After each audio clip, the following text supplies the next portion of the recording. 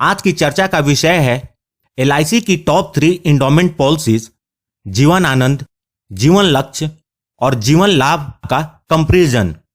इनमें से कौन सी पॉलिसी आपके लिए बेहतर है? आप अक्सर कमेंट में मुझसे पूछते हैं कि बेस्ट पॉलिसी कौन सी है। तो आप जान लीजिए, हर पॉलिसी अपने आप में बेस्ट है और अलग अलग पर्पस से डिजाइन की गई है। यह इस बात पर निर्भर करता है कि आप किस पर्पस से पॉलिसी ले रहे हैं। इस वीडियो को अंत तक देखें, उसके बाद आप अपने लिए एलआईसी की सही इंडोमेंट पॉलिसी का चुनाव कर पाएंगे। आइए अब हम इन तीनों पॉलिसी का तुलनात्मक अध्ययन करते हैं। इसके लिए हम बीमा धारक की उम्र 18 वर्ष लेते हैं, सम इंश्योर्ड 5 लाख और पॉलिसी पीरियड 25 वर्ष।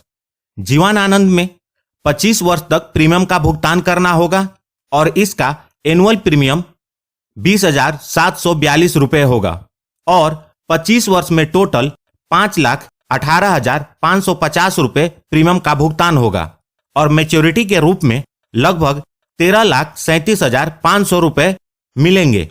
जीवन लक्ष्य में आपको सिर्फ 22 वर्ष तक प्रीमियम का भुगतान करना होगा और आपका एनुअल प्रीमियम 20,136 रुपये होगा और आप टोटल 4,42,992 रुपये प्रीमियम के रूप में भरेंगे और मैच्योरिटी के रूप में आपको लगभग 13,37,500 रुपये का भुगतान होगा।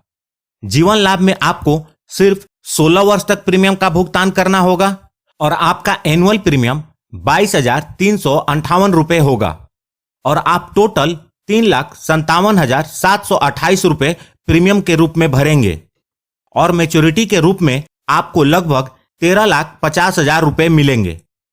आपकी जानकारी के लिए बता दूं कि यहां जो मैंने प्रीमियम बताया है वह सेकेंड ईयर से लेके पूरे पॉलिसी पीरियड के दौरान पे किए जाने वाला प्रीमियम है और फर्स्ट ईयर का प्रीमियम इससे थोड़ा सा ज्यादा होगा।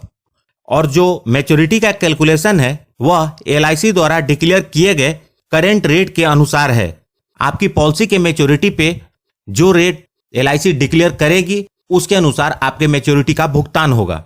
आप यहां देख सकते हैं कि तीनों पॉलिसी की मैच्योरिटी का अमाउंट लगभग सेम है, लेकिन प्रीमियम का भुगतान अलग अलग है।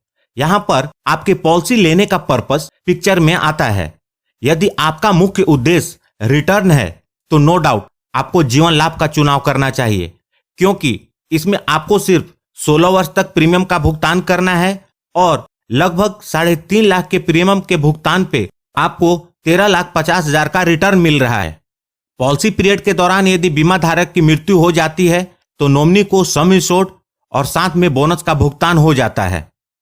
लेकिन यदि आपका उद्देश्य किसी खास लक्ष्य को एक स्पेसिफिक टाइम पर हासिल करना है, जैसे बच्चे की शादी के लिए पॉलिसी ले रहे हैं, आप चाहते हैं कि आप रहें या ना रहें, पॉलिसी की मैच्योरिटी 25 वर्ष के बाद ही मिले और साथ में फैमिली को रेगुलर इनकम भी, तो जीवन लक्ष्य पॉलिसी आपके लिए है। इस पॉलिसी के अंतर्गत बीमा धारक की मृत्यु के बाद नॉमिनी को पूरे पॉलिसी पीरियड सम इंश्योर्ड का 10% हर वर्ष मिलता है। अर्थात इस उदाहरण में 5 लाख का 10% अर्थात 50,000 रुपये प्रति वर्ष फैमिली को मिलेंगे और साथ ही साथ फ्यूचर के सारे प्रीमियम एलआईसी भरेगी और मैच्योरिटी के टाइम पर पूरी मैच्योरिटी भी मिल जाएगी। बच्चों की फ्यूचर प्लानिंग के लिए यह पॉलिसी सही है। अब बात करते हैं जीवन आनंद के बारे में। यदि आप हाई सम इंश्योर्ड की कवरेज लेना चाहते हैं और साथ ही साथ अपने पीछे कुछ छोड़कर जाना चाहते हैं तो यह पॉलिसी आपके लिए है। इस पॉलिसी के अंतर्गत आप यदि सम इंश्योर्ड 5 लाख लेते हैं तो आपकी पॉलिसी पीरियड के दौरान कवरेज सम इंश्योर्ड का 125% अर्थात इस उदाहरण में 6,25,000 की होती है और यह होल लाइफ की पॉलिसी है। अर्थात पॉलिसी पूरे होने पर आपको मैच्योरिटी मिल जाती है, उसके बाद भी इसके बेसिक सम इंश्योर्ड अर्थात इस उदाहरण में 5 लाख की कवरेज पूरे जीवन मिलती है।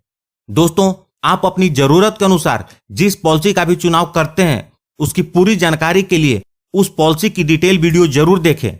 इसे आप मेरे चैनल पर विजिट करके देख सकते हैं और मैंने इस वीडियो के डिस्क्रिप्शन में भी इन पॉलिसीज के वीडियो की लिंक दे दी है।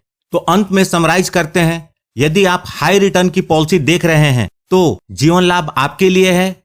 लेकिन यदि आप 25 वर्ष से ज्यादा की पॉलिसी पीरियड लेना चाहते हैं तो आप new endowment plan table number 814 भी ले सकते हैं। इसमें आपको 35 वर्ष तक पॉलिसी पीरियड मिल जाती है और रिटर्न भी काफी अच्छा मिलता है। यदि आप अपने पीछे फैमिली की रेगुलर इनकम और निश्चित समय पर मैच्योरिटी चाहते हैं तो जीवन लक्ष्य पॉलिसी का चुनाव कर सकते हैं। और यदि आप पॉलिसी पीरियड के दौरान हाई सम एश्योर्ड की कवरेज और अपने पीछे कुछ छोड़कर जाने की इच्छा रखते हैं तो आप जीवन आनंद का चुनाव कर सकते हैं। आशा करता हूं दोस्तों मैंने आपको इन तीनों पॉलिसी में से सही पॉलिसी का चुनाव करने में कुछ मदद जरूर प्रदान की होगी। आपको कौन सी पॉलिसी सही लगी और क्यों लगी कृपया कमेंट करके बताएं। यदि वीडियो अच्छी लगी हो तो प्लीज इसे लाइक करके मुझे प्रोत्साहित जरूर करें। और यदि आपने अभी तक इस चैनल को सब्सक्राइब नहीं किया है तो कर लें और जुड़ जाएं हमारे साथ इंश्योरेंस प्रोफेशनल से इंश्योरेंस की जानकारी के लिए। साथ में बेल आइकन को भी क्लिक कर दें ताकि जब भी मैं न्यू वीडियो अपलोड करूं इसकी नोटिफिकेशन आपको मिल जाए। और अंत में thanks for watching this video.